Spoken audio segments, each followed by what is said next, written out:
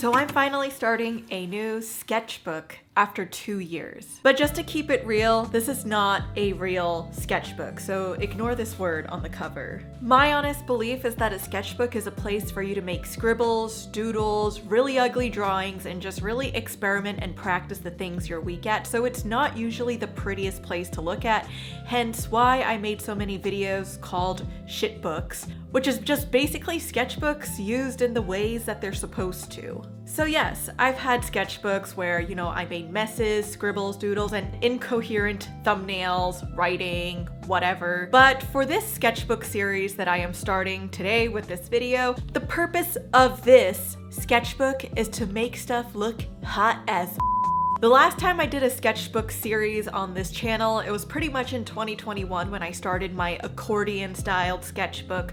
And honestly, I kind of do miss the feeling of making things look pretty, rendering things out, and just being a little bit more patient with my art. I honestly believe, again, that a sketchbook is a place for you to explore, but I don't think there is wrong in having a place for you to just make art the way you want to. So yes, I will be calling this sketchbook an art book because I want to make pretty art in this. But I also don't want people like aspiring art students or amateur artists to look at videos like these and think that this is what a sketchbook is supposed to be like. The purpose of this sketchbook is to pretty much document the memories of my travels because honestly, I feel like I've been to many amazing places and it always kind of felt like this thing that I would sometimes talk about here, but I don't really dive deeply into my passion for travel and exploring the world and just getting out of my comfort zone. So now that I kind of got this really big disclaimer out of the way, let's get drawing.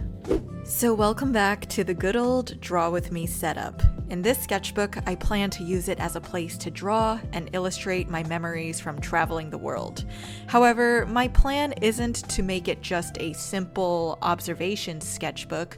I want to be able to design the memories on the pages so that there's a flow to the images, a feeling of life behind each element on the page, and just to enjoy the feeling of rendering out drawings again. As you can see, I did not start on the first page of the sketchbook. I kind of just went to the 4th and 5th page because I like saving the front pages for later. Sometimes the first page is intimidating for an artist to start on, which can cause some analysis paralysis.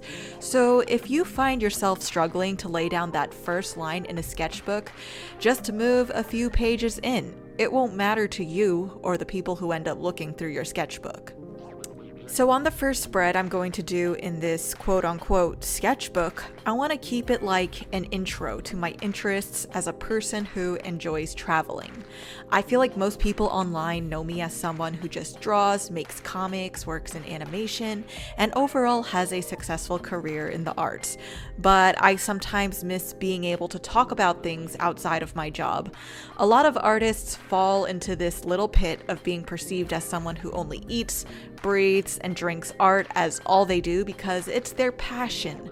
But that really is not and should not be the case. I believe art is the way you express how you see the world, and the things you experience outside of being an artist only enriches your work further. Whenever I do a colored spread, I enjoy laying down the undersketch using a colored pencil color.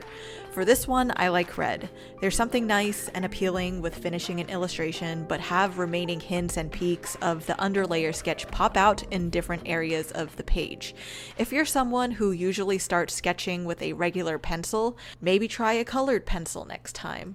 And here's the thing, a lot of people always ask me what type of tools do I use to create my art, expecting some unique or expensive mediums.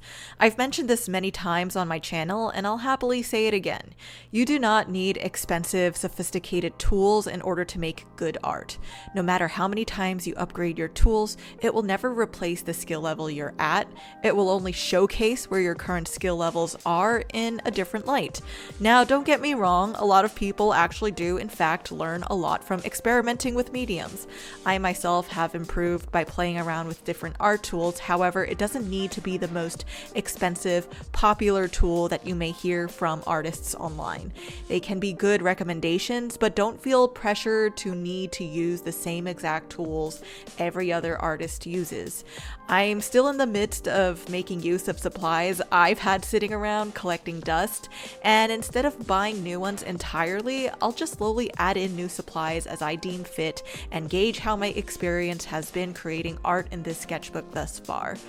So for this page, I'm using this character of myself as the focal point of the spread, but I'm going to surround her in elements or aspects that represent the nature of traveling, because that's what the sketchbook's theme will be. But for the theme of this spread, I want to keep it kind of broad and not get too deep into some of the countries I went to just yet. Let's just keep the nature of this more so about the broadness of traveling, and that's why I included things such as passports, luggage tags, boarding passes, suitcases, visa stamps, photos, cameras, airplanes, globes, and maps. These are all to describe my interest of traveling, but none of these specifically go into my experiences just yet. If you're struggling to decide what to include on a spread of a sketchbook, think of a general theme you like and try to brainstorm some of the elements that can describe that theme. A way I enjoy making a sketchbook look nice is to vary up the mediums, but keep the color themes consistent. You'll see me repeating some colors on this page, such as warm yellows and browns as the background elements, but purples, blues, pinks, and reds as the foreground elements, with a sprinkle of black, white, and gray on the borders. I try to include things done in similar mediums and colors on each opposing sides of the sketchbook, but I'm not trying to mirror them entirely. If you watch makeup tutorials, this is when the quote, "make your eyebrows sisters, not twins," come to play. So, a fun little story is when I first took my passport photo years ago, it was the same day I failed my first driver's test. I was paired up with a very angry teacher right after the winter holidays and cried because she literally was yelling at me and giving me the worst attitude. So for the past 8 years, I've been stuck with this passport of myself just tearing up, and that's why I made my passport in this page look this way. If you have a fun, unique story related to what you want to include in your sketchbook, for the love of God, please draw it. The reason why travel inspires me so much is because everywhere I go, I feel like I gain a new perspective. It's a given that any new experience can give you that, but traveling opens you up so much more to things outside of your norm. On a surface level artist point of view, you will naturally be constantly surrounded by different people who wear different clothes, eat different foods, showcase different patterns, textiles, and architectures in their cities and in their towns. Every country or city operates so differently that there are different types of energies to capture. You might even see different animals, different landscapes, and different languages surrounding you. These are ultimately ways to expand your visual glossary so that you're not drawing the same things you usually see around you back at home. The next time you draw an ordinary object, you may have a different, more unique take on it because of something you saw somewhere else. On a deeper level, it is just very refreshing to meet other people who live lives so much different from yours. Back at home, we're very hung up over our own lives and problems, but once you get out there and see how other people live their lives, it makes you either more grateful, more inspired, or just think of your own life differently. When I first got on this independent artist journey or dealt with moments of hiatuses in between animation jobs, I was always nervous or anxious about my life and future. But during those times I traveled, I met other people, and just noticed how others out there have always been living life in this nomadic way and seem like they're doing just fine. While I don't definitely know what everyone I meet is exactly going through, it's still just refreshing to remember that you're not alone, even when you're on the other side of the world. Some artists get inspired from the act of drawing itself, and others get inspired by getting outside of their desk and coming back to it later. I definitely fall under the latter of needing to get out there and living my life, and just let that inspiration flow into me before I force myself back onto a chair and desk. I like to think of it as a marination period where when I'm out there traveling and experiencing new things, They all come to me like little ideas that I will then subconsciously package into an action I should take. Those little ideas being my observations and feelings from traveling, and that packaging being the decision to finally start a new quote-unquote sketchbook series. Many people feel pressured to have to draw from life immediately, like they think if you're outdoors in public, you have to capture the things you see around you right then and there. While this is definitely beneficial and helpful for people getting into the arts and adjusting to drawing from life initially, I don't always believe this is the rule that needs to be followed throughout. I personally feel a part of creating art is allowing yourself to live completely in that moment, soak in all the feelings and emotions you experience, and let that sit with you for a moment before you lay down that line. For me, this helps in capturing the essence, the life, and the feeling of something instead of just treating it purely as an observation. These are just some thoughts I've gathered throughout my past years of working as an artist, and also someone who just has a great appreciation for drawing in sketchbooks, whether they be in shitbooks or rendered pieces of art. And with that, we have the first spread of the sketchbook series done.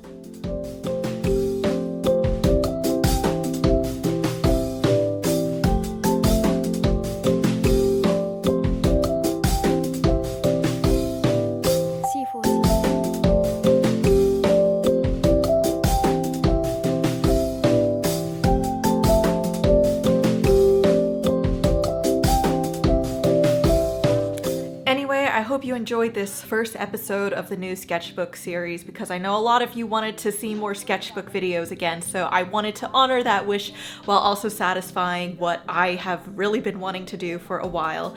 So yeah, stay tuned for the next episode in this series, and also if there are any things that you want to see me draw based on places maybe you know I've been to, or what types of themes or things you want to see me include in this sketchbook, shout it out in the comments below and maybe you'll see it in a future drawing. So without further ado, thank you for watching this video, and I will see you all in the next one.